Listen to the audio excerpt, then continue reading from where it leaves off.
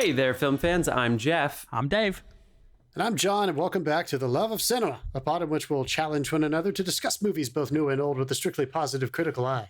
That's right. And to avoid lazy negativity, we decided to make this episode a drinking game. Oh, did we? I had no idea. So anytime we say anything negative at all, you're going to hear this sound. That sound means that we're taking a drink, and we hope you drink along with us. So, pour yourselves a glass. We're going to talk about a movie where they see God and it's a giant spider, and doesn't that fucking figure? Cheers. You took my joke, Dave. I have written down. I was gonna say, Dave, God is a fuck spider for you too, right? I guess you took it right off the bat. Yeah. Yeah, good. That's great. I don't know who hit that before I did, but I was reaching. Well, guys, we're getting saucy here with the pre-show shot as we've just taken to get us into this week's episode where we talk about 1961, the films that came out that year, and then we're gonna highlight a little Ingmar Bergman film that you may or may not have heard of. You probably have. You people listening to this know. You signed up for John's film class here at USC or elsewhere around the world. And we are ready to get into some Bergman. Our 30 California listeners are in his class. Hell yeah. Oh, they're ready. Yeah. And then all the Swedes who hate beaches with sand. Rocky beaches only for our listeners to talk about Through a Glass Darkly, Ingmar Bergman's 1961 film. What would Anakin Skywalker do on that beach? Just look down and then look up and down and look. All right. We're going to do maybe some gripes and then maybe a mini review or two before we get into this featured segment. But first we have to shout out our sponsors. John, you want to go ahead and take it away and shout our sponsors out? Sure. We got a man who makes beer, and his name is Carlos Barroso. If you want to give him a follow, it's cbarroso.beer on the gram. Go over there, like him, love his posts. He's always making some beer and sharing some fun beer making, beer loving shenanigans there on the Instagram. Give him a follow. And we have a musician, artist in residence. Perhaps you've heard him on this podcast, the artist Dasein, Dasein. You can find that music available on all the usual music platforms. Just made it into some really sweet playlists on Spotify if you want to check him out there. Yeah, man. You have a fun gripe for us, or did you see anything this week? Or I think I don't know how funny it is, but I certainly have a gripe for sure. How about mini reviews this week? I don't think any of us saw the Hunger Games movie. I did not have time. I was going to try, but I literally didn't have time this week. I was doing a lot of work. Same. Kids in the show this week kind of caught me off guard. Next week's Napoleon, though, so definitely have a mini review for that. So stay tuned for Napoleon. Yeah, you will. I may or may not He's a little be dating someone who spent some time on a set with Joaquin Phoenix. So definitely rooting for him. Rooting for this film. Not much dancing in Napoleon, I imagine. Hey! You don't want to give shit away. God, can I be honest with you? And I say this with so much love and respect. I hope they surprise me, but I am not excited at all for a musical version of the sequel of Joker. And I hope I'm wrong. And Joker I hope it's fucking Folia brilliant.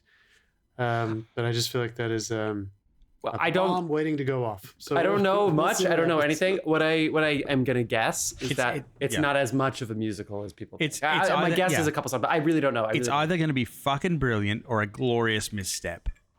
Yeah. No middle ground. No middle ground at all. That. I think it's gonna be fun. All right. I have a mini review. All right. Let's do the mini review first. What would you go see at the cinema here this week, John? So technically it wasn't at the cinema because this is one of those times where a good movie that I think if this was in another period of time, I think this would have done well in the cinema. It's a movie that went straight to Netflix called Reptile. It stars Benicio Del Toro, Justin Timberlake, and what is her name? Alicia Silverstone, dude. Whoa! Haven't seen her in a movie in a long time. She's there. Eric Bogosian. Michael Pitt, he was fantastic. A lot of names in here. Directed by Grant Singer, who has done I don't think this is his first feature, but he's done a lot of like really big music videos. Anyway, this is a cop drama. Sorry? Nothing wrong with that. Yeah, no. He's really killing it. And this is a cop drama. It's like a straight up solving a mystery, but like a really, really good one. That is like a directed film. It's not just the mystery on the page and you're watching actors, say the lines and play the scenes. You can really tell from the first sequence, he directed this movie. It's compelling. When was this released? Just recently. So it's a brand new film. 2023. Great. Pretty much brand new. And again, I think when you guys watch it, you'll be like, dude, if this was like even 10 years ago, this would have gone to the theaters and it probably would have made its budget back. I don't know if it would have been, if it would have knocked it out of the park for a home run, but it's worth watching. I mean, if anyone likes that cast. genre, if you like those actors, I think you're going to have a fun time watching it. So I just wanted to shout that out. Yeah, Reptile. Anyway.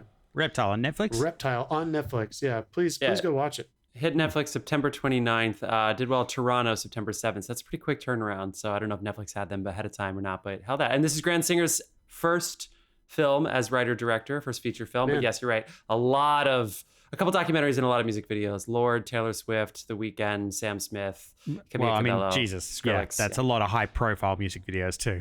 Yeah, Travis Scott. Yeah. We are a cinema podcast. So I did binge the first 4 episodes of The Crown, season 6, part 1. I want to watch it. Came out this week, and this is cool. And I actually forgot until after I finished. Have you skipped to what you've been watching, or is this a mini review? No, that's what I'm saying. I'm going to wait until what you've been watching because we're a cinema podcast. Yeah. So you got to stick around until the end so you can hear what I think about it. I'm a Crown super fan. I've never let it go more than a week before binging the whole fucking series. Angela and I sat down and just on Saturday, we watched the first one Friday night, and then on Saturday, just one and then the other, and we just couldn't stop. Middle of the day, it was a beautiful day outside, and we just could not fucking stop. It's all Diana. It's the 8 weeks leading up to Diana's death. Not much of a spoiler there. And the reason that they're doing the 2 parts is not just because it's a fucking brilliant idea, because it's a season in itself. The Diana last 8 weeks, it's so great. But they're gonna recast Harry and William because they're gonna get older in part 2. So I guess rather than just like all of a sudden you're binging and it's different actors, maybe that'll help kind of bridge that gap a little bit. There's a rumor but either going way, around. whether it's both or either, I don't know what the it's in the pudding for them, but God, it was smart to just release these 4 episodes. There's a rumor going around that the woman who plays Diana is going to be the new Sue Storm in Fantastic Four as well. I buy that. She was also in Guardians of the Galaxy 3, if you remember. Great. Elizabeth Debicki, she is so fucking good. Wait, you gotta wait for my mini. You gotta wait till the end. You gotta wait for what you've been watching, where we'll talk about that. Okay, friends. I got a gripe, but I've been talking. Dave, anything you want to share before we get into let's go. Let's hit your gripe. All right, really quick. Why is it whenever Apple updates their software, their own apps suck more than they did before? The podcast app, and I say this because we're a podcast, it sucks every single time they do an update. Every single time. It takes forever to refresh the feed. If I'm starting an episode and I want to go to a different episode, it takes 10 seconds for it to like go up to the top. So I'm just like waiting and killing my time for it to fucking reload. I just hate it that they suck. Their own apps are the ones that are worse, way, way worse. The Apple Music sucks even more afterwards. And I've already ranted about how all of these companies allow the user experience to suffer for the sake of data and other bullshit that they just make our lives miserable with. If I'm ever underground, don't even get me fucking started. If I'm underground and I have something downloaded and it'll just freeze because it's trying to find the signal because it wants to know so desperately at every fucking second what I'm doing and what I'm watching. It wants my experience so bad to sell my data that it's letting me suffer. But anyway, the fucking Apple Podcast app, you got to get your game up. We're an Apple podcast. We want our people to have a good experience, Apple, and you always shit your own bed. Dave, do you use the Apple podcast? What do you use to listen to podcasts? I do. I have Apple and Spotify because I make our podcast into lists on Spotify as well, so people can find the playlists. But yeah, I use Apple, and yeah, he's not wrong. Like, the only time I saw it fault in a good way was when it automatically downloaded every fucking episode of whatever you're subscribed to, and our number count went through the roof. Oh yeah. Oh, that's great. I will say too, there are a couple podcasts that all of a sudden I see in my feed and it's downloading that I've never heard of. There's no way that I followed them. So I don't know what happened. I don't know if they got a little like zhuzhy. I don't know if they like kind of, they all change their rules all the time. It's like that one update where they added the U2 album to your phone with your fucking wanted it or not. Yeah. Something like that. Well, yeah, because I'm following stuff and I'm looking at this. There's like a Reptile podcast. No, not Reptile. You just talked about Reptile. But there's like a croc in the logo, and they were talking about some weird like bioscience stuff. And I was like, what the fuck is this? And there's no way that I was like, God, I want to listen to every single one of these episodes. It just never happened. Nature is metal, dude. Nature is metal. I love that fucking handle. Do you follow that handle? I'm not really on them, but yeah, that I look you know at what I'm talking about. That one is funny. Yeah, dude. Fuck yeah, that shit is so good. Cool. It's just like a deer. John likes to get out the transistor radio and have the whole family sit around it at 6 p.m. It's a firelight and a book. Actually, that's more my kind of speed. We're a book pod. By the way, this movie that we're going to want to talk about here in a second is a reminder that you're film fans. Yeah, you got to listen to your Bach. I feel like all the great film fucking directors always use Bach in their films. It's free. At some point. So no, it depends on who recorded it. So you got to pay. You know. Okay. Decca's getting that money for all the Bach records being used in films. I exclusively listen to podcasts on Spotify now. I can't remember the last time I listened to something on Apple Podcasts. I don't know. Since I went premium several years ago, I do everything through Spotify now. Well, I might it's now because I got so frustrated by not being able to determine how to keep the podcast from downloading every episode on Apple that I was like, I can't keep doing this. It was ruining my phone. Like every time I would use the app, I would be like, what the fuck just happened to my phone? Yeah. And it was so frustrating. I'll probably talk about this. They change the rules all the time. Also, like when Jeff's talking about like that 10 seconds that you're trying to change episodes, that really fucking counts when you pull into a subway station. Yeah, because you're going to lose reception service for like 30 seconds tops. You're like, yeah, it sucks. Totally. It's annoying. Just enough time to buffer for the next station. All right, friends. 1961 in film. You ready to go? All right. There are two different answers. I looked at Wikipedia, of course, because I'm really an astute. I went to grad school, so I know where to get all the good sources. So I went to Wikipedia, but I also went to The Numbers, our favorite website that we used for the franchise face-off. Nope, not the franchise face-off. That we used for the summer blockbuster face-off. There are two different numbers with two different movies with wildly different numbers that I will allow you to use as the highest grossing movie in 1961. So what do you think the highest grossing movie in 1961 was? I'm gonna guess it's a musical. Yeah. Yeah, I'm gonna guess it's West Side Story. That's my guess. Dave? Nope, I have no idea. Okay, so yeah, definitely in America for sure, West Side Story. So according to this, the North American numbers are $19 million for West Side Story, which significantly beats The Guns of Navarone, which came in second here. But if you look at the numbers, the website, the numbers, 101 Dalmatians made $102 million. And I'm like, wait a second, $102 million in 1961 when the average ticket price was 60 cents. That's right. It's saying 148 million tickets were sold for 101 Dalmatians. I mean, the population of the U.S. is 160 million at the time. So I know this is worldwide, but I mean, I saw it twice. No way, way, right? What the fuck are they talking about? When they re-released it like 10 years later. It must be re-released. I don't know where and the numbers is trying to say, oh, it could be 2 or 3 years collectively after they released the film. There's no way that in 2 years from 1961 to 1963, 148 million tickets were sold. That got a cinema release in my lifetime. So that was in the 70s at least. Yeah, and I'm sure anyway. They probably count everything. I think it's like those CD sales or, the record sales where all of a sudden they're like, we sold 800 million albums and they're like certified 10 times platinum because that's... Yeah, or the numbers is run by Trump and he's just inserting the... They re-released. Hey. Jesus. So anyway, 101 Dalmatians and West Side Story seem to be the two biggest films at the box office of the year. Other successful movies at the box office would include El Cid, The Parent Trap, the OG. The OG Parent Trap. Bar in Los Angeles called El Cid. Yeah. Oh, I have to check that out now. The Parent Trap. The Parent Trap comes in. The original Parent Trap comes in at number 4. We get together. Yeah. The Absent-Minded Professor. Kings of Kings. Lover Come Back. 101 Dalmatians. Again, back to this fucking Wikipedia. La Dolce Vita. Yes, Italy. Come through in our numbers here. Come September. Yeah. And then other movies, though, that would really, really do well and ones that would last a very long time in the collective conscience would include Flower Drum Song, maybe, but certainly Blue Hawaii, which is Elvis's first Hawaii film, but not his first film. Babes in Toyland probably didn't last very long, but Judgment at Nuremberg, of course. I have nothing to say about Elvis at all. Misfits? Last time I mentioned Elvis on this podcast, I got chastised to fuck on YouTube. Oh, yeah, from the movie Elvis when we talked about that. Oh, come on. Yeah. I love when we get one comment, it's 3 paragraphs long, and it is not kind. Dude, one of them was a thesis. It was like a screen and a half. That's goddamn right.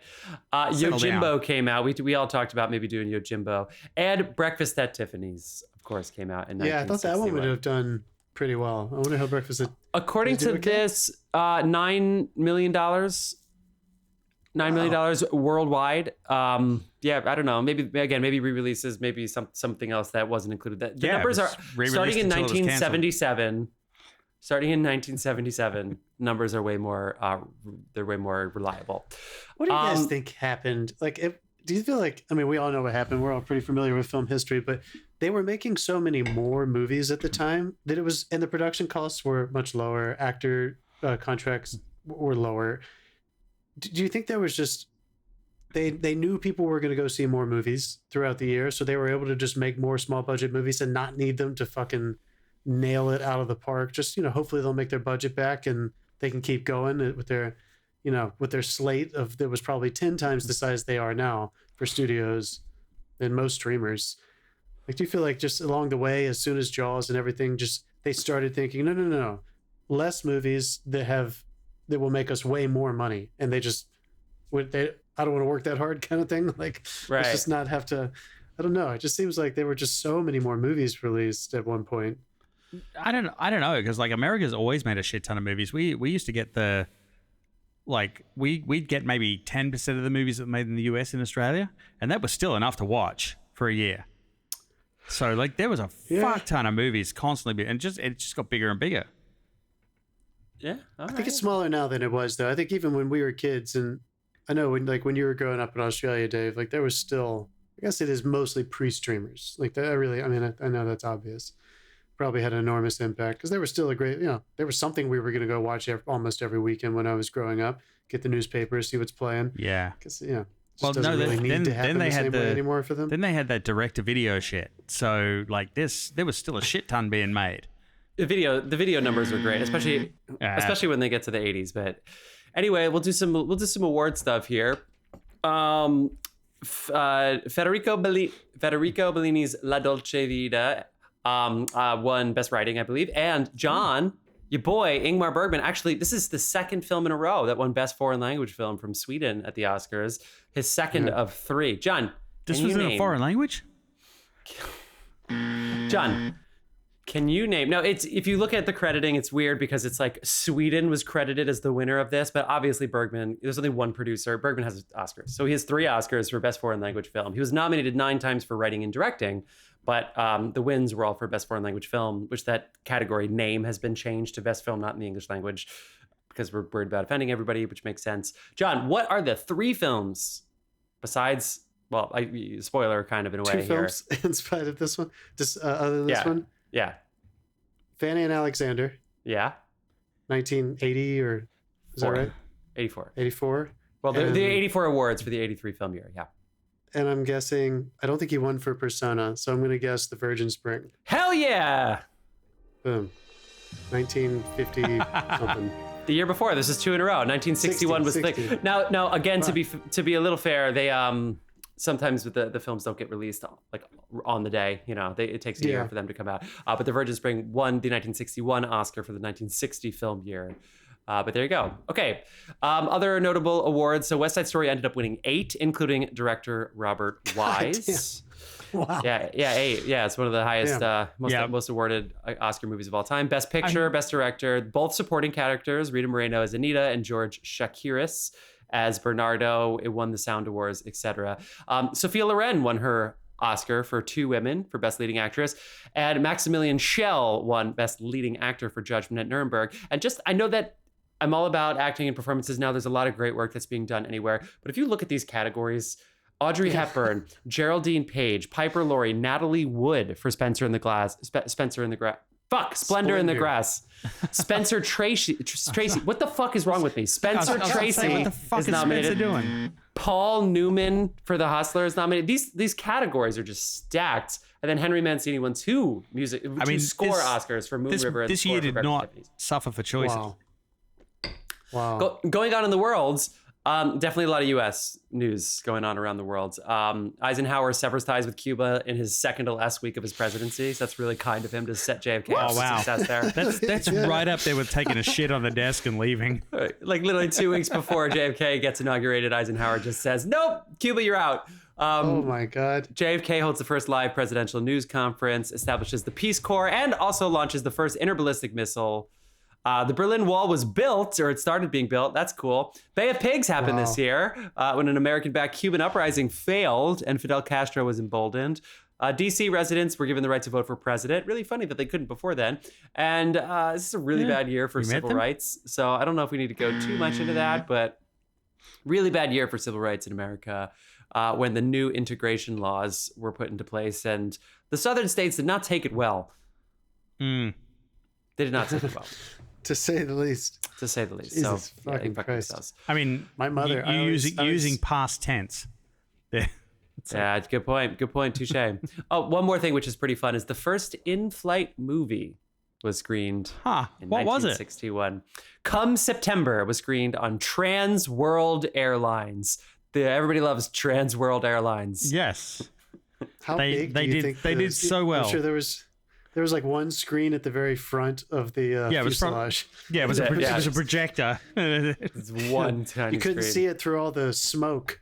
When I was a kid, that's what I used to love about taking the Greyhound buses, because the Greyhound buses, when I used to go and visit my dad, like they had the TV screens. Like there was one at the front and one halfway down the bus. And that you got whatever movie the bus driver wanted to play for you that moment. It was like that. He'd like literally that on planes for a long time. Yeah, he'd literally stop at the video store and pick something up. Like it was insane. Yeah, you remember when there were only like 3 per side of the plane? Yes. So like it would be row 1, row 12, and row 20. So you sit there and you'd be like, fuck, I'm too far from the TV. Like you know, right when you sit away, you're like, oh. I can't remember what airline just did it. They just released an ad campaign. It's like, yeah, we've got screens in every seat, and it's like you're advertising something other airlines have had for 40 years For a very long time. and we all use our phones now. I don't even think it's been 40 years though. Kids, I don't think anyone younger than us is actually listening to our podcast, but in case you haven't put it together, we did not have a choice over what movie was going to be shown. That's right. You just put your headphones in or not. Yes. You wanted to watch it. It was whatever they chose or a book. I flew to Aruba. Look up book, kids. I flew to Aruba from Virginia or something, and I had to watch Leatherheads, George Clooney's football movie, going to Aruba. And then on the way back, I had to watch Leatherheads, the same fucking movie, going in both directions. I guess because I was going to a different city. I was usually they had it like you could look in advance, like what movie was going to be played on what plane. I had to watch Leatherheads twice. Apparently, I've heard some people talk about this over here now that like that used to be like a real fun contract. Like you could make a lot of money if your movie did well in the airlines, because they would buy these exclusive rights to it and play it a gajillion times, and kind of a thing that kind of went away. You just don't make nearly as much because they buy them in packages and bundles now in a different way. Yeah, one of my jobs actually is recording the stuff they buy now. So is that right? Yeah, I get tech residuals. What do you?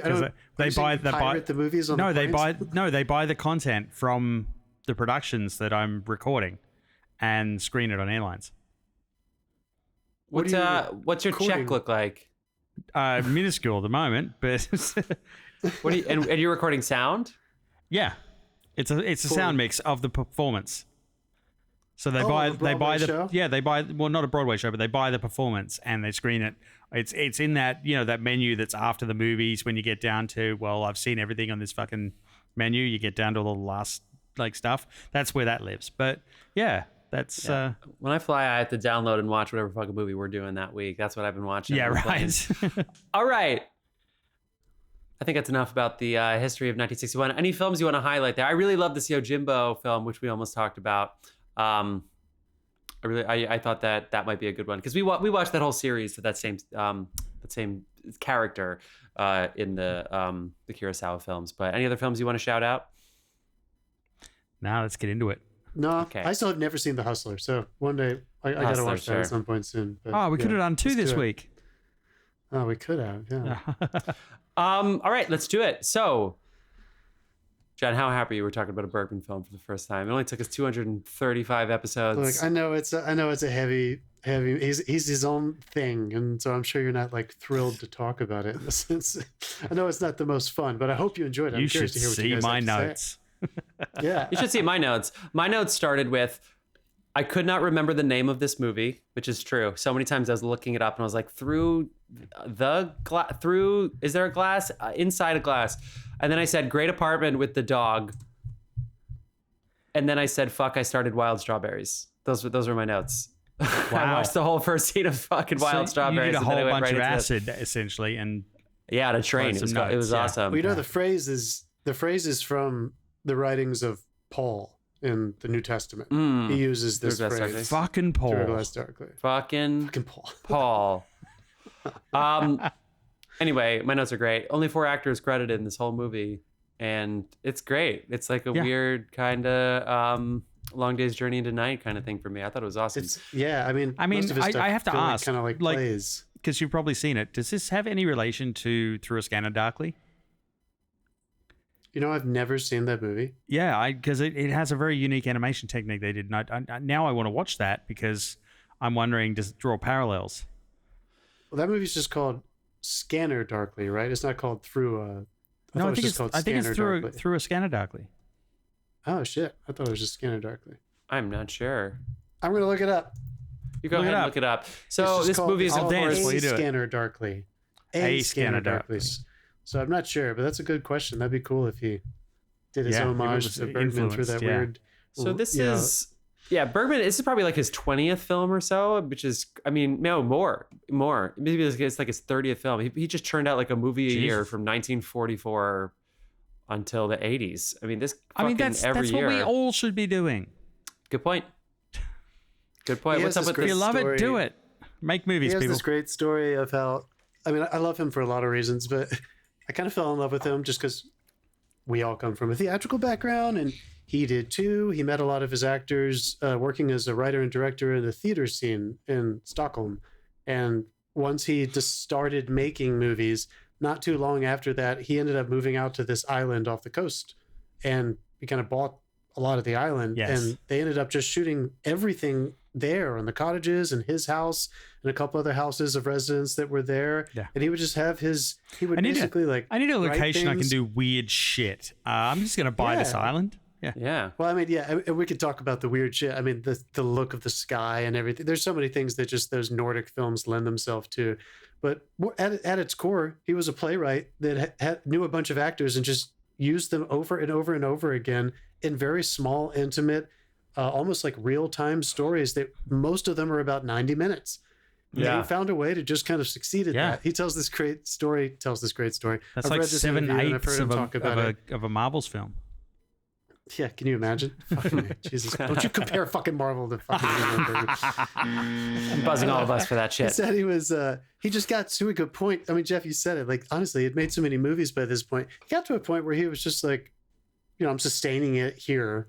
I'm not like famous or anything, but I love theater, love movies. And he was just churning them out. 1956, he makes a movie called Smile of Summer Night, which is what... I feel like you can only say he was churning them out. He was churning them out. No, but you can only say he's churning them out if they weren't good. I don't know. That's what's so crazy. He's the bard of. I mean, his writing is crazy. But Smiles of a Summer Night is what. Jesus Christ, Jeff, help me out. What is the Sondheim show that's all written in waltz and 3/4 about the family? It's all staying? A waltz? Oh, no. A Little Night Music. Night music. Little Night Music is based on it. And that movie, Smiles of a Summer Night, he said he was literally like somebody at the Swedish Film Board had submitted it to Cannes, and he didn't even know that. And he was just taking a shit one day, reading the paper, and saw that he was nominated from a Palme d'Or, and he was like, "Oh, good." And that kind of like launched his to the next level, and the world started paying attention to him. So that was 1956. That's the first time Cahiers de Cinema started putting his movies in their top 10 of the year. And it kind of just blasted off from there. Almost every year after that, he was in their top 10 lists, and he was winning or being nominated at the big international festivals. For anyone who's ever criticized us for not doing our research, this is our go fuck yourself episode. I mean, this is he's crazy. But it's unbelievable how prolific he was for how well written and constructed these plays are. And guys, we've had this conversation before, and I kind of want to just plant this seed as we begin to talk about this movie. We have talked before about how difficult and sometimes impossible it is for certain directors to adapt plays to cinema and how to use the medium. Oh yeah, that's come up a lot. And I think that he has just proven that like he does both. And when you read his screenplays, there's almost no direction. They're written like plays. It's literally just dialogue like plays. He doesn't write in the action in the same way that a lot of modern screenplay writers do.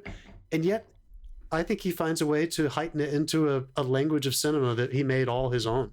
Anyway, so I'm curious to hear what you guys think. This was both of your very first Ingmar Bergman films, or had you seen something with me at the apartment? I can't remember. I think I've seen one thing, but I can't remember what it was. But this was my first time with Glass Darkly. Yeah. That has the. I think it might be my first. Which I definitely walked in and would watch something with you, and you're like, you have to watch this. It's like, okay. That happened a lot in our apartment. Yeah. What's late at night saying you have to watch this? Like, yeah, I'm like, dude, I've got a 6 a.m. call. I've got a 6 a.m. call, but fuck it. Yeah, okay, let's go. And I just see a brilliant scene in a different language, and I'm just like, Bergman or Tarkovsky, and you're like, Bergman. Cool. Well, what'd you guys think? I want to know. What'd you guys think? I thought it's brilliant. Oh, I think what's really fun is that it's challenging, as it says, but I actually think it could have been even. I think it could have been more challenging, to be honest with you. I think they could have even gone farther. But it's obviously it was 1961, so I'm not going to pretend like even though this is Sweden and not America, which is more prudish, we're a more prudish folk here when it comes to our cinema. Not when the private browsing's on, but in public and advertising stuff or taking a shit on the, reading the newspaper. I think this is poetry. It's just poetry. The writing is so good that the scenes like almost act themselves, and it's almost like you don't need to see the camera. You don't know. I didn't think him once. I didn't think about the director. Other than knowing that it's a Bergman film, I'm like, holy shit, this is good. It seems so effortless. It's so seamless. It was so non-invasive. But yeah, really, like I think what really caught me is just that the writing was brilliant, and it seemed like the scenes acted themselves. The actors didn't need to do much. But they did, of course. And I mean, the fact that I got my boy Max von Sydow, who I love, the fucking three-eyed raven, but even obviously I loved him well before that, really looking like Brad Majors from Rocky Horror. Well, actually, no, it's really funny when you bring up Max von Sydow. Like, he has always had that expression that he's thoroughly disappointed with what you've done. Like, consistently in it got better as he got older, but I saw it pop out in this movie a couple of times. You guys haven't seen Jeff? I thought you came to see Seventh Seal with me at the Forum. I don't think so. You didn't come with me?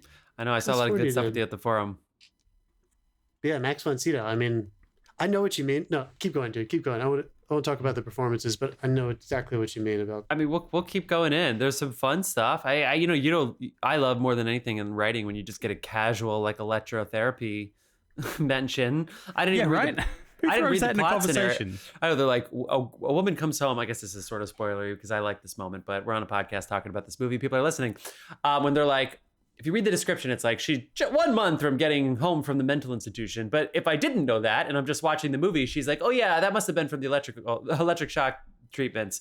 Yeah. I don't know, brother, you want to make out? And it's like, okay. And I'm like, what? Like, what the fuck?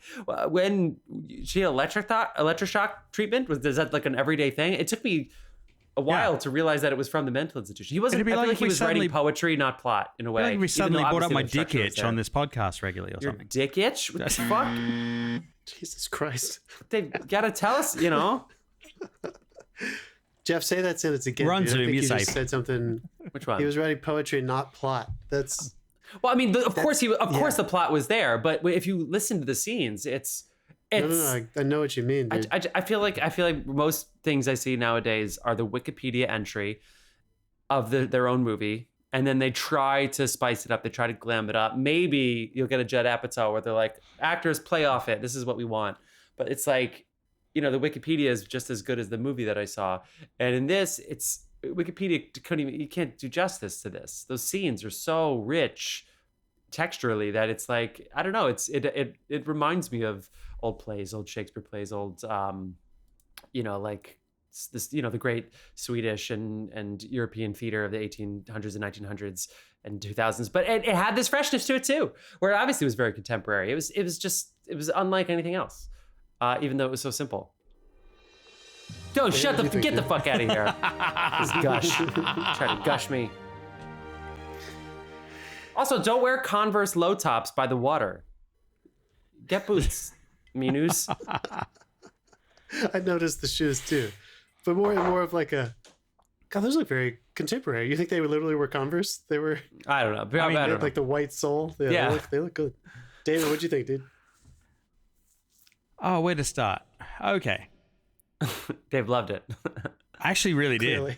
Oh, okay, good. Yeah, Nice. no, this was. Yes. Woo. I mean, not even for the story or anything. The cinematography in this is fucking magical.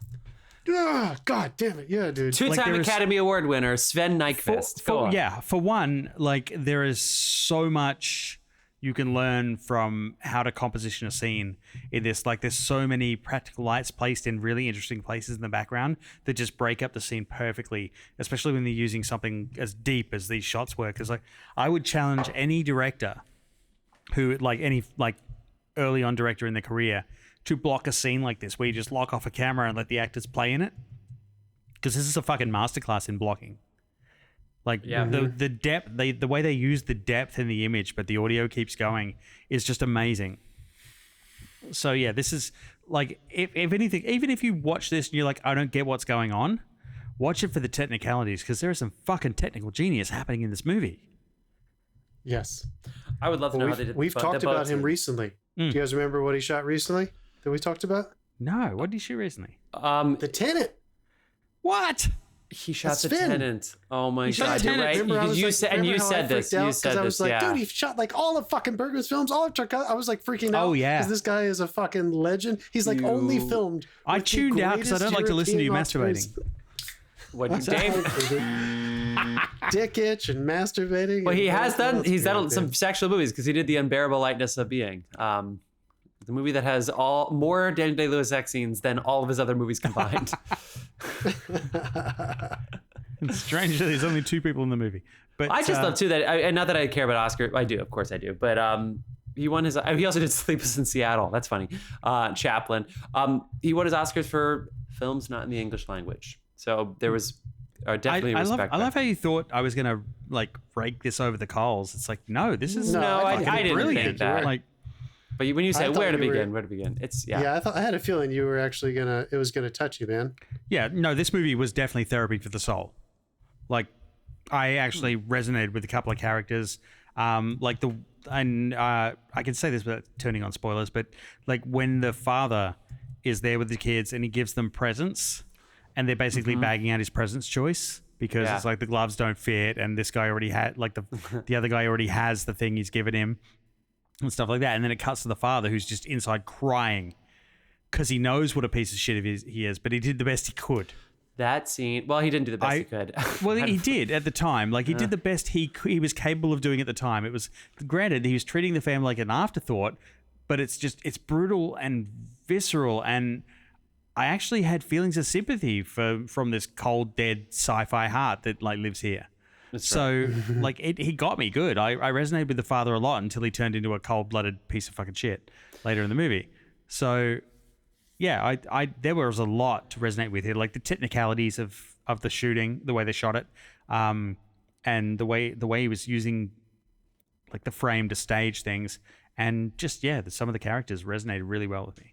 Well, there's 4 characters, so I think I think that's great because he is the anchor of this, even though she is definitely the lead of the movie. But he does sort of anchor this family in a way very similar to Long Day's Journey Tonight, where the dad's probably not the lead in that play, but he is surprising. You know, by the way, his novels suck, right? Like, do you think his novels are good? And I actually love, I suck because I'm exaggerating, but I actually love that later he says in one of his final scenes, he refers to his writing as my so-called art.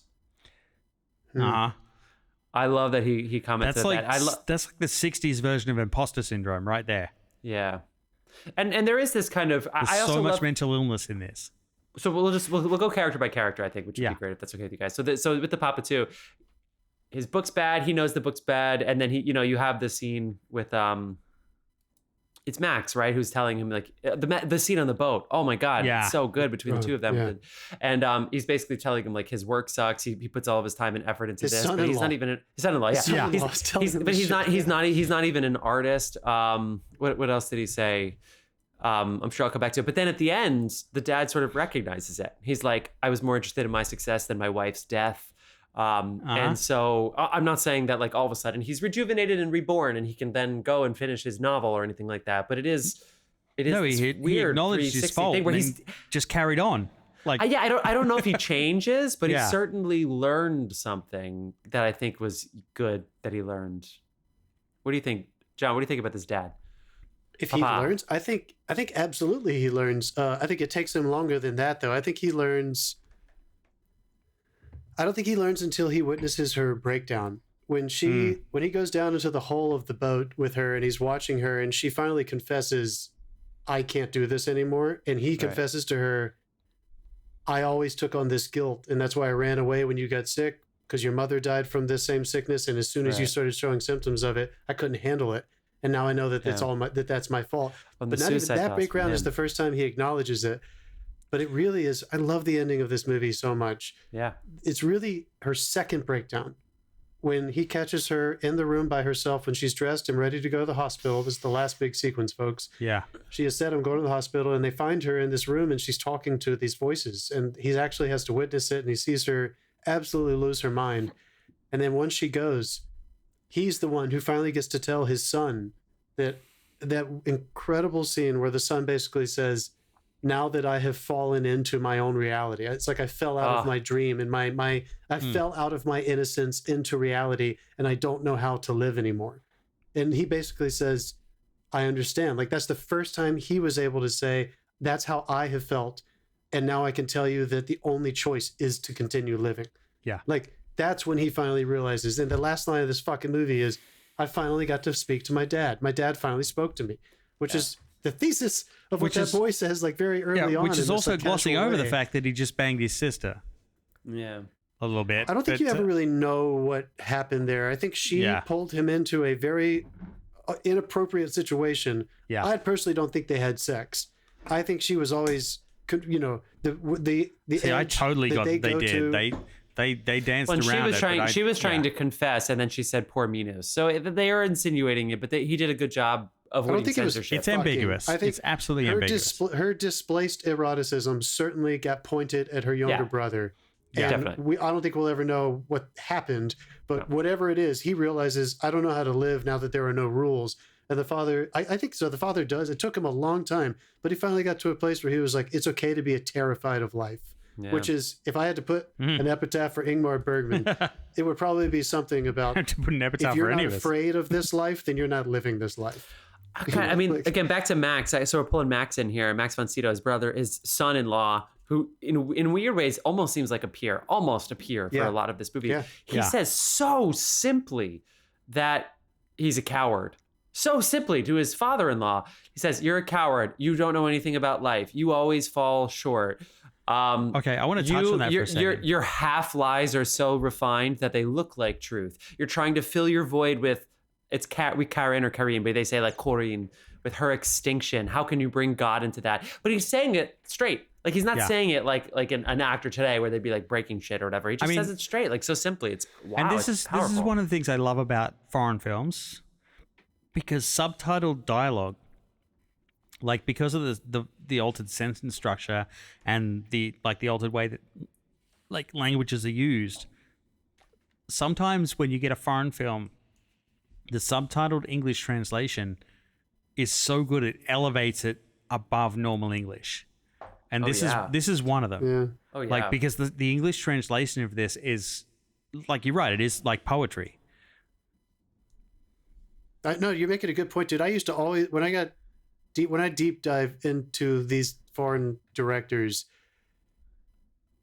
this kind of writing almost never works in since the 70s, basically, in America. Neorealism like created an expectation in our mind of, De Niro wouldn't say these words. He would repeat the first two words over and over again, and that feels like reality to us. But there is something heightened about the way that they speak to each other. And honestly, I don't remember if you guys, I feel like I said this out loud a lot when I was talking to y'all about these kinds of films. There's a sincerity to their approach. Everything. There's no sarcasm, there's no cynicism. They take the film, they take the language, they take the performances and the life seriously enough so that it can be elevated into that place that I think you're talking about. There's still humor. There's still oh my god, there's still some kind of like playful, almost like surreal banter that happens in all of his films. And I think it happens here in the first few acts as well. He really leans into the families are weird thing and just runs with it. It's because like Isn't these that guys beautiful? they have a familial connection, so their interactions are different to our interaction, like how we'd interpret their interactions as strangers. Oh, Dave, you're so right, dude. I'm glad he said that because he usually, here's another good little quip, a little anecdote of Bergman. They were walking around the island one day. Yeah. They were walking around the island one day, him and I think it was Sven, the cinematographer, and they came upon this crazy house. And Sven was like, "Oh my God, we got to shoot here." And Bergman was like, "Well, call the girls and let's all meet back here in 6 weeks. I'll write something." And it became Cries and Whispers, which is one of the most horrifying, incredible films I've ever seen. So he's just that kind of person with those small stories. I was listening to Tony Kushner talk to Mark Maron on What the Fuck not too long ago, and they were talking about film versus theater and just like these kinds of stories, and it made me think about Bergman and how what you were talking about earlier, Jeff. It's not really plot. And I have been thinking about this concept a lot, not that I'm achieving it, but when I'm writing something right now, and I keep going back to my time in New York when I saw a lot more theater and how the best theater always seems to be, just because of the nature of that medium, an isolated amount of characters, typically in familial or friendship or work or something situations. It's usually not as plot heavy. It's usually very character driven with them discussing how they feel. And then it somehow ends up talking about all of humanity. Like the best theater tends to just open up and end up discussing or experiencing or expressing some plight of every human being, just like the great Arthur Miller plays, just like the good Tony Kushner's, just like, I mean, if you want to take it right, Besworth. if you want to take it right back to plays, like the son, through his exuberance and youth and movement and everything, like he's running everywhere. He reminded me of Puck. Absolutely, that kind of From archetype Midsummer Night's of Dream. almost like a nymph, like, a little fairy, a little. The way he pops up into the windowsill like a fucking flying monkey. Like that was a parallel I drew while I was watching this. I was like, he's Puck. He's passed away. This is his first film. Poor Minos. Whenever they said that, I was like, poor Minos. Oh my God. By the way, how fucking good was he in that play? Oh my God, dude! Right? I wanted to ask you guys about that. Like, how good was that play? I read that. This play is so fucking good. That's my note. And then the last line that he repeats twice, I believe, is "Oblivion shall own me, and death alone shall love me." Okay. No, Fuck writes that. That's not even the best part. The best part is when they cut to Papa. Yeah. And from the look on his face, you clearly get the feeling that he's contemplated suicide, which is fuck spoilers, it's 61, but like he's contemplated suicide and he actually attempted suicide in the past, but like they managed to do it through a performance that isn't even related to him. Oh, Dave, and that's so from good. And then from his reaction to that, don't you love that he gives her the intelligence as well? In the scene when they go inside, she makes that observation to Max. She says, "Oh, Papa was so upset at his play," and she they were acting and but they still everyone is being observed, but not in like a tense, they're all watching and studying each other way. It's just there's an accepted reality that they are all living in, and no one is allowed to escape ever in his plays. Yeah, there's that. He makes me think of. Tell me if you guys agree with this, but this was like your first kind of real foray into him, and you see that. What's that fucking great line by Ernest Hemingway? Like, writing's easy. All you got to do is sit down to the typewriter and bleed. You just got to have the fucking courage to write about what scares you the most. And that's all of this fucking thing. When he gets into all of the dark stuff, the stuff that comes out of people's mouths is just so compelling to me that it's okay that we're sitting in these wide or medium limited space shots or deep focus shots. And we're just listening to people talk to each other because the things that are coming out of their mouths in this version of domesticity, they're just sitting there on this island just talking to each other. It's just incredible. That sequence where he explains how he tried to kill himself. The dad, Papa. Incredible. Yeah, I parked in front of a cliff and I hit the gas and the transmission stalled. Like the isolated nature of that. I'm wondering, because we reviewed Banshees of Inisherin. Yeah. I'm wondering how much influence those sort of films have over that sort of storyline.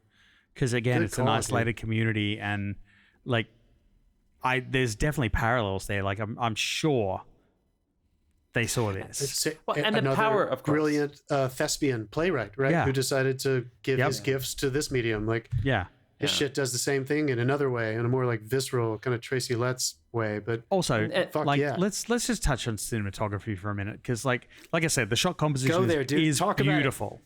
Like that one scene at the dinner table where they've got the house in the background, you can see like to the back of the fucking island, but there's this fantastically lit window. And then later on with the scene, there's like a practical light in the foreground. There's not much lighting otherwise. They've got like a single source throwing. You can tell by the shadows. But like there's these wonderful practical placements to just break up the set pieces. And it's complementary to the eye, and occasionally it draws your eye, but for a reason. And I love this style. I hadn't even thought of this style of like breaking things up with light shining out of things. I mean, maybe I've done it unintentionally. I don't know. I remember that one time I pissed you off by lighting a scene right to the background. But no, wait, no. Remember the mountain house? I insisted on lighting it right to the back of the fucking house. Yeah. No, I think it worked. You talking about the stairs? Yeah. Yeah, dude. Yeah. Yeah. No, I thought that was awesome. And I think, Dave, don't you think it? Well, let me.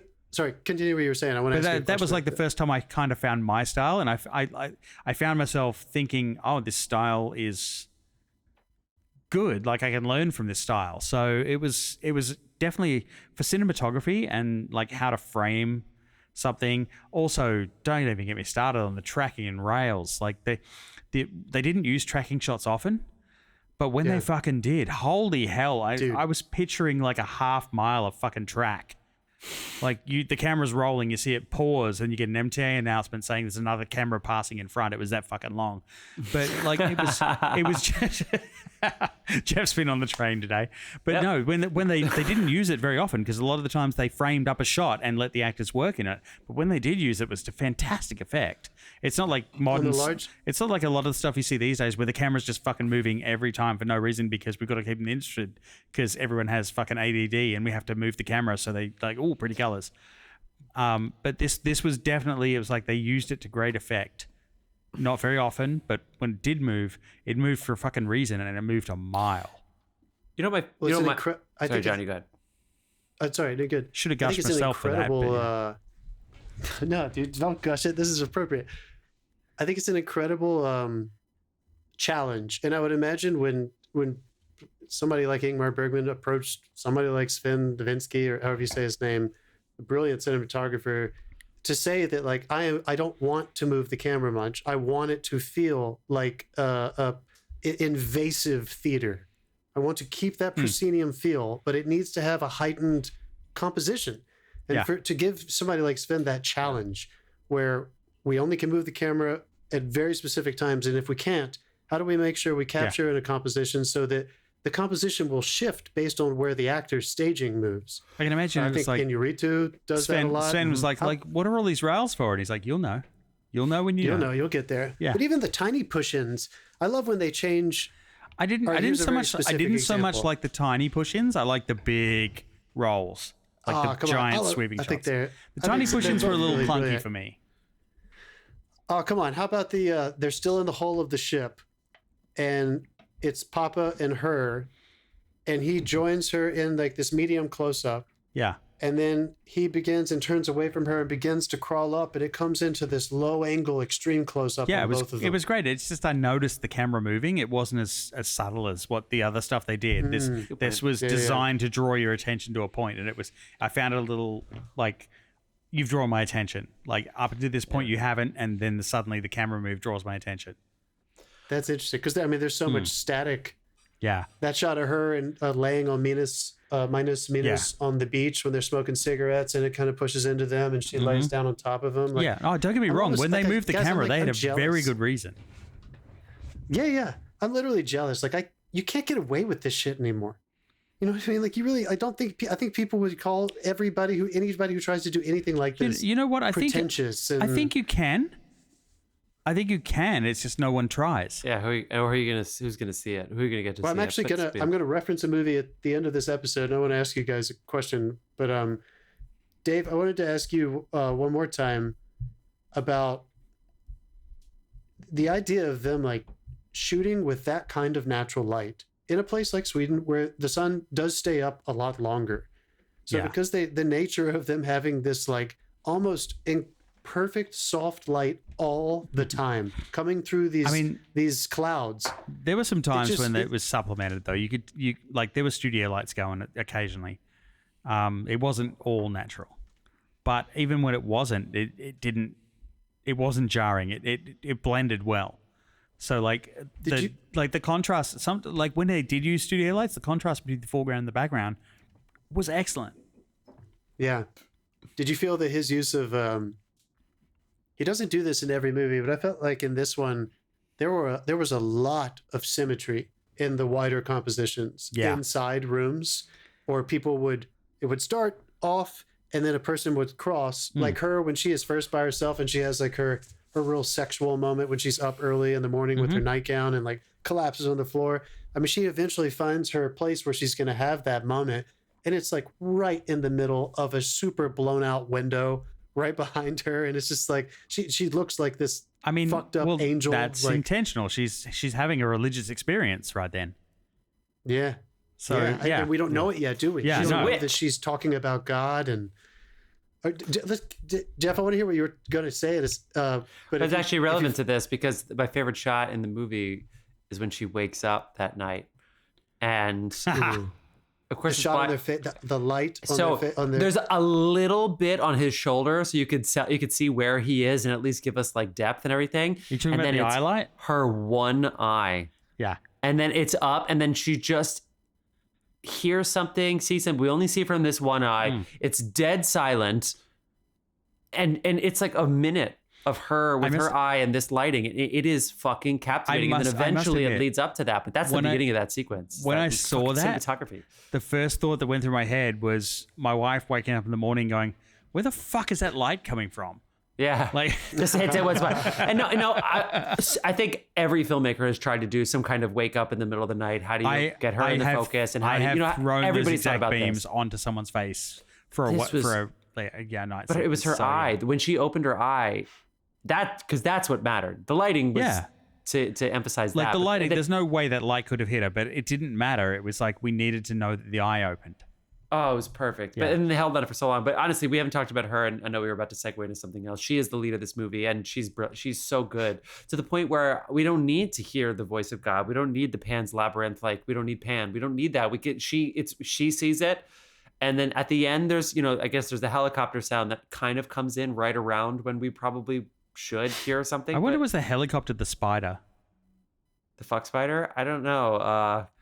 Also, I just want to bring up one thing. Like my one criticism of the cinematography, that one shot on the beach where the pube got in the film gate.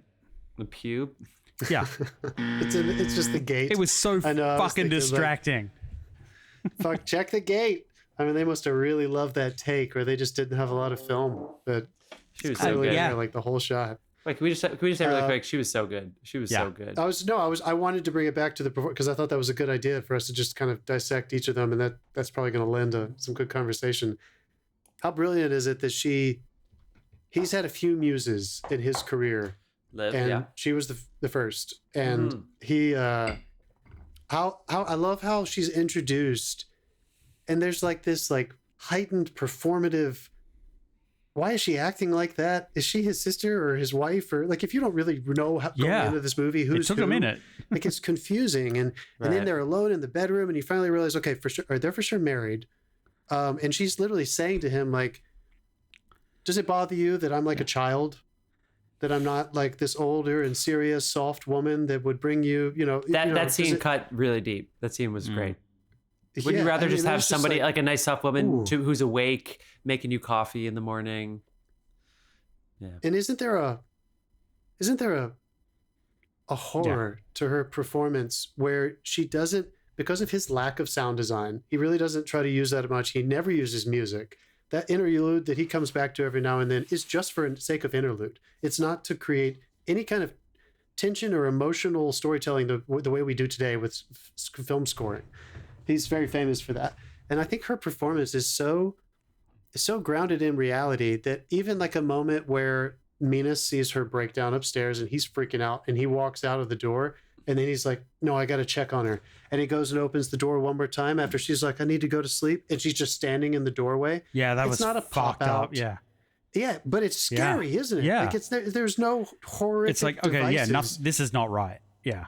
Yeah, there is something off. And by the end of it, I do feel that, like, Jeff, you nailed it. Like, we saw the horror in her experience by observing her experience it. Like, they didn't try to use filmmaking to put us in her point of view. No. It was everyone observing her scary. disintegration, which is mentioned earlier in the film. Which, again, is what I think when really good theater does its job, that's what theater does. Yeah. But somehow he fucking nails it in cinema. It feels like a movie. It doesn't feel like a play adapted for movies. I don't know. To me, it doesn't. Yeah, but that play within the movie was so fucking good. Yes. Oh my God. Yeah. That's it. Where Minas is like, oh yeah, I write lots of plays. Doesn't it just pour out of you, Dad? 13 plays and an opera. Yeah. Kid's 17. Over the summer. And then, no, this is the best. Yeah, 13 plays and an opera this summer. It just pours out of me. Doesn't it for you, Dad? No. Yeah. That's a great way That's to get him trying to connect to his dad. That's a great way to get your dad to go upside your head. He's like, little bastard. Oh my God. There's a little Amadeus. Well, thank you guys for letting me watch this again. Yeah. I watched, you can imagine the state of mind I was in. Now you guys understand why I wanted to make Sunita so bad. I watched his entire canon. Yeah. Like in a row. All like 60 fucking movies. I like went back You probably to back. should have maybe watched this one before we shot it. Dude, I watched them all before we fucking shot it. Because like I learned things from this that I probably could have used. Yeah, maybe I should have recommended that we all sit down and watch it. But dude, you see where it's at though. You guys, I mean, this guy is the bard. He is the fucking writer of movies, right? I mean, I've seen one film.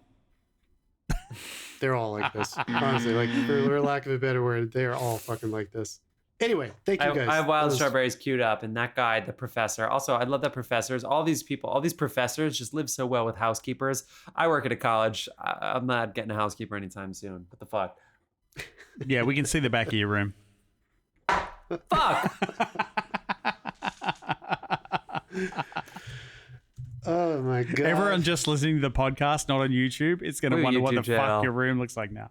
We have a YouTube channel. You can go check it out. I have a plant on a radiator right there. Yeah, right there. Did we call it out, by the way? Did we call this out, just to be clear? It won the best foreign language film. It was nominated, just him. It was nominated for the Golden Bear at Berlin. And it was, it was the 8th best film for Cayete de Cinema for that year. So, I mean, it's just one of those movies, people. You should go check it out. It's on Max. It's on Max. We should say that. Yeah, it's on Max. So yeah, if you've kept your original subscription, don't worry, it's in black and white. You don't need Dolby Atmos. Dave. So, yeah. Go back to Dave's rant. Dave, we didn't even talk about it. Hold on, wait, just my last thing. I just want to ask you. We didn't really talk about it specifically, but this is shot in 4:3. Yeah. Right? Like all of his movies are shot in 4:3, which really lends itself to like good close-ups. But what do you think he did with? What do you think I mean, just the fact that they were able to capture those wide shots in that aspect ratio. I mean, isn't that like it's so different than the way we think of wide shots nowadays? It's fucking easier when you've bought the island. I mean, yeah, you can you're not going on someone else's lawn to get your wide shot. It's like, I own the fucking island. Piss off. Working in a fucking square though, it's pretty fucking impressive. Yeah. Anyway, all right. I'm sorry, I'm done. All right, people. Well, let's do it. So we just talked about 1961. We chose this film, so we are going to go ahead and spin for next year. But we are not going to sit here and start googling the movies coming out in whatever year comes up in Dave's random year generator. We're going to go straight into what you've been watching. But Dave, let's not keep the people hanging any longer. Let's let them know. Thanksgiving 2023. We're going to be talking about 201. 9. I didn't know if it was going to be a 6 or a 9. 2019. Oh, this is going to be fun. Fantastic year. The year before the cinemas stopped. Yeah. Year before the... Yeah, all right. Yeah, it's like 3 weeks before we decided to start doing this podcast. What was number one at the box office? Like a Aladdin or something? No, we didn't know. Oh, Jesus. Fucking Lion King? I can't remember what it was. All right, people, that's let's... not what we're doing. No. What you been watching? This is our segment where we go around the horn and tell you what you've been watching. I'm going to be talking about The Crown soon, but before we do that, Dave, we'd like to start with you. What you been watching? I, just for fun today, put on Pitch Perfect. Yeah. This came up with some of my students recently. It still holds up. It's fucking funny. It's a great feel-good movie. I got goosebumps a couple of times because of the song selection. Like, the arrangements in it are awesome. It's a fun movie. If you haven't seen it yet, watch Pitch Perfect. Skip the sequels. Just watch the first one. It's great. Standalone. And also, we're into Fall of House of Usher on Netflix as well. Oh. I heard that was really good. Oh, fucking hell, Brace. Like, you know how I go with scary shit. And yeah, I mean, I like that guy. What's his name? Who created that? And he did Haunted Hill House, Haunting of Hill House, and Doctor Sleep, and yes, right. That's that guy, right? Yeah, same guy. Somebody was just talking to me about. I remembered his name before, but it's gone now. Mike Flanagan. Yes, Mike Flanagan. Because I have 16 buzzers this episode, so Nice. Yeah. So fuck you, John, for not getting your buzz count up. Yeah, thank you. John Thirsty. Bergman sucks. Jeez. This week I watched the best international film from last year, Drive My Car. Oh, right. Directed by It's not to be confused with Dude, Where's My Car? Yeah, very much not very different films. By the way, not as many laughs. By the way, I've seen Dude, Where's My Car so many times that now I should see this movie just. You can't do that when I'm drinking a fucking beer. I've never seen that. Dude, it's a llama. That shit all over my laptop.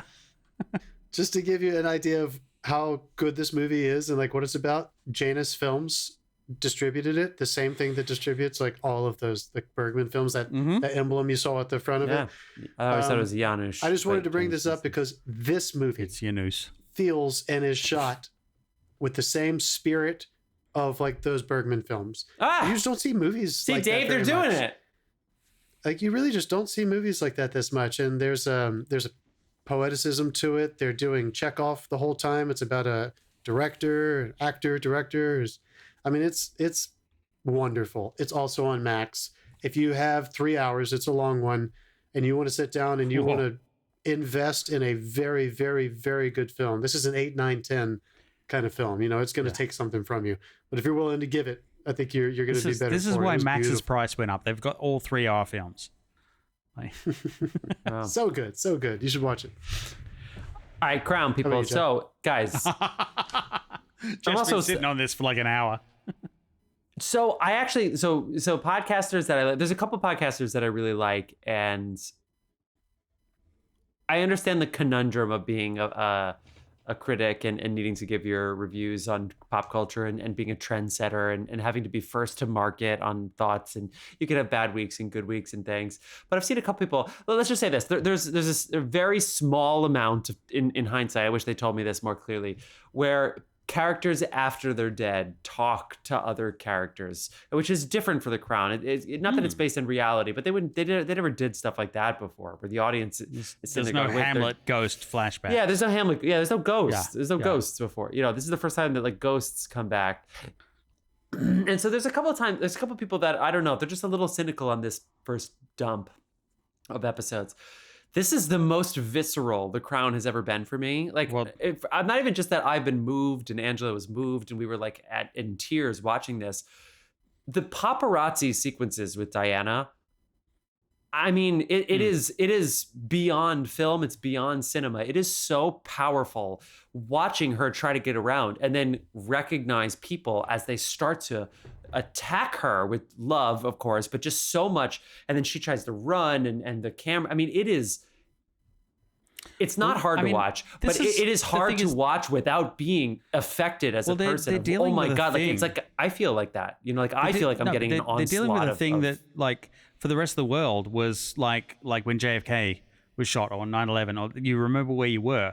Like, I remember exactly where I was when the news came through what happened to Diana. Yeah, and like, that too. Yeah, it was a thing for like the colonies. and you know, they have their point of view, so that, you know, the truth and that kind of stuff. I'm sure people will continue to debate of how, why the sequence, you know, how much was his dad involved, how drunk was the driver, those kinds of things. I'm sure will continue to unravel. But the honest to God truth, the only like mini gripe that I had was that. And Angela, I don't know if we had even agreed on this, but after the first episode, I was like, I don't know if the Queen was the focus of this episode. It's called The Crown, and I feel like it was the princess. The first episode. Well, like, I really felt that's actually quite brilliant, because when Diana came into the picture, the focus on who was going to get the crown shifted to her. But they did it seamlessly, where it was like she kept taking the spotlight. But every time you turned to her, she seemed so innocent. Like, it didn't seem like she was. No, that's what it was like back then. Yeah, exactly. Like, it felt like it just happened quickly and naturally, and then she goes to Australia, Dave, your homeland, and the way she took over. Yeah, but in the first episode was so Diana and Dodie that it was like, does the Queen even matter? I will say, by the second episode, I feel like that was not necessarily corrected, but that was certainly not something that I thought about. But the cinematography, you want to talk about cinematography, holy shit. Not just the shots, but it was all motivated and all carried everything forward. But the yachts, the sunsets, the beach, but it never felt sexy. It was never, yes, of course I was like, God, I wish I could just be on a yacht in Saint-Tropez. Of course I thought that. But at the same time, it was also like, she's not at peace there. Yeah. You know, like even there, the paparazzis are on a boat, like attacking her. Like she can't even hide in the bathroom of the boat and be at peace. And it's like, that was there. It was looming the whole time. It was a very, very powerful. Yeah. It was a very, very powerful. It was 4 episodes. Good. And honestly, I would try to watch them. Obviously, you could take breaks, but like. So this first dump is only 4 episodes, and then December. It's the middle of December. The middle of December, we're gonna get the other 4. I thought it was gonna be another 6. Death just in time for Christmas. Yeah. Well, she's already, the death already happened. Okay. That's good to know, because, you know, again, we have all these billboards everywhere, and they all have the part 1 this date, part 2 that date. But in my head, I just assumed there might be more than 4 episodes in each part. So it's just 4. I thought it was going to be 4 and 6, but the last thing I saw was 4 and 4. So if I'm wrong about that, cool, man. No, that's great. That's smart. No, I think you just said the right thing. I think 4 is the amount that people can do all at once, if they want to. I think they want people to just zoop. Go right through the whole thing. And I think that seems to be the model these days. I think this is it. I think they've always planned 6 seasons, even though technically, if you do it by the decade, I've heard it is ending. Yeah, so it's. I mean, as of right now, we're in 1997. So how do you get to 2023? I guess they're not going to, or maybe Peter Morgan's just going to give up, and in 10 years they'll finish it. I don't know, but. Anyway, and also they gave Dominic West like a really good series. I'm not going to say which episode or when, but there was a time where I'm actually like, okay, King Charles actually has a moment, because fuck King Charles for the most part. Here's like the ballsiest thing they could do. What if the very last episode is a flash forward, and like Maggie Smith is the queen, on like the last year of her life or something. I was wondering. That would be so fucking cool. I was wondering. Just jump all the way forward, and they're like, "You've been alive for all this. Yeah. Everybody's watching, kind of knows what happened over the past, 2 decades or so, and we're just going to end this thing." God, or what if it was like Air, where they just said, and then in the 2010s, and they just like fucking played out the credits at the end, like constant Charles getting the phone call. Drops. Also, and another thing, it's only part 1, and because Diana. I mean, it's all about Diana in the mid 90s, but like. Prince Philip had a couple moments. Princess Margaret had basically another one later moments. too that wasn't so popular. Anyway, I can't wait for the second part. But these birthday cancelled. Dude, these 4 episodes. You know how much you have to fuck up to get your birthday cancelled by the Queen? That Jeff, I'm so glad you're enjoying it, dude. That show has not been like underrated, but I think it's the gold standard. I do too. I have thought it is brilliant. Almost every single season, I have found way more to love than to not love. Yeah. Anybody who hates on that show, I think it's just absolutely fantastic. I've never watched it. I just don't know if it's appreciated as much as it should be. I think too, I know Succession was great, and there's always the standard bearer, and it's going to win all the Emmys and everything. But I feel like this has been the standard bearer, the gold standard for the past couple of years, because It is cinema. It is. I mean, the scale, I can only, I do wish I saw this on a huge screen. Like, it has that scope for sure. Each episode is kind of standalone, even though it obviously segues, it kind of pulls everything together. But also the way they do it is so series-esque. So it really feels like all of the best of all of the worlds kind of pulled into one. And the even number seasons are always the best for me. I love the first season for sure, but 4 is better than 3 and 6 is better than 4. Like, it's just the way it goes. These for me, I think 2 is my favorite season, but that's just retrospective. I haven't watched any of them since then, but I remember really loving that season. When Diana first comes in, and 4 is great. We're like raving about The Crown right now. Yeah. Because it's worth it, Dave. All right. Great. Next week, 2019. Happy Thanksgiving, motherfuckers. Happy Thanksgiving. Yeah. Dave. What? You're the best. Do people in Australia know what Thanksgiving is? Yes. Yes, we do. Planes, trains, when and is it? In automobiles, Canada, it's in October. Do you guys have a Thanksgiving? Or? No, we don't. Yeah, sure. No. You don't just kill a You bird. apologize You don't kill one to your specific indigenous animal. people. The whole Yeah. The whole country doesn't And then kill they did one the animal whole to fucking voice apologize. thing, to but we won't even get started on that. All right, this is for all of us friends. Yeah. Go see some Okay. Bergmans. Thank you so much, and we'll see you next